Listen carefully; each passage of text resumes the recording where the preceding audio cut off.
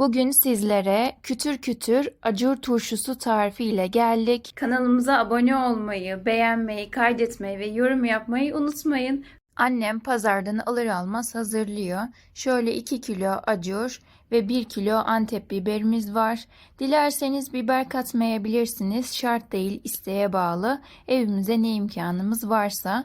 Antep biberi diğer dolmalık bibere göre daha çıtır, kabuğu ince ve acı. Çok lezzetli oluyor. Turşunuz acı olsun isterseniz acı biber kullanabilirsiniz.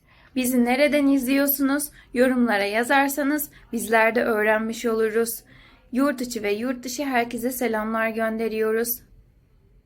1 kilo Antep biberi ve 2 kilo acuru tertemiz yıkayalım, gümüş gibi parlatalım. Rabbim ne güzel nimetler vermiş, bunları değerlendirmek lazım. Turşu sofralarımızın olmazsa olmazı oluyor. Gerçekten yemekleri hafifletiyor. Biz de o yüzden acur turşusu kuruyoruz. Yani Aysel Sultanım kuruyor, hazırlıyor. Ben seslendiriyorum her zaman olduğu gibi. Aramıza yeni katılanlar için söylemek isterim. Aysel Sultanım aslında benim teyzem. Benim annem rahmetli oldu beni. Aysel Sultanım, Aysel annem büyüttü, okuttu, evlatlarından üstün tuttu. Ve ben de seslendirmek istedim. Aysel annem de seslendirebilirsin kızım dedi. O yüzden seslendirmeleri ben yapıyorum. Birlikte yaşıyoruz. Aysel annem bakıyor bana.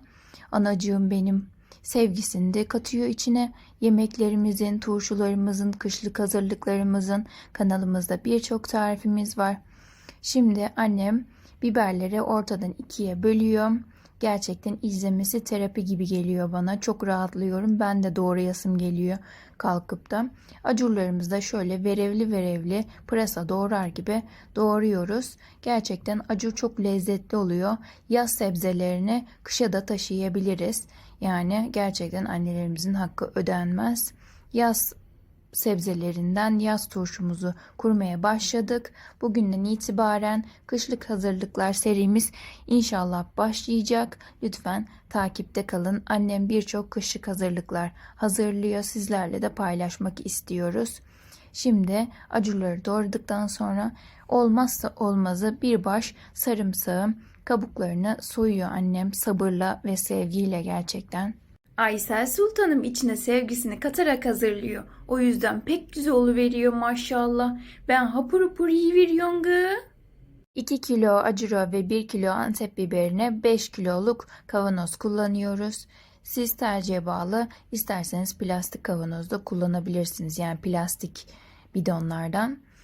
Annem bir acur, bir biber, bir acur aralarına sarımsak olacak şekilde kavanozumuzu dolduruyor. Üzerine 2 yemek kaşığı turşuluk iri kaya tuzu. Mutlaka iri kaya tuzu olması gerekiyor. Sofralık tuz kullanmayın.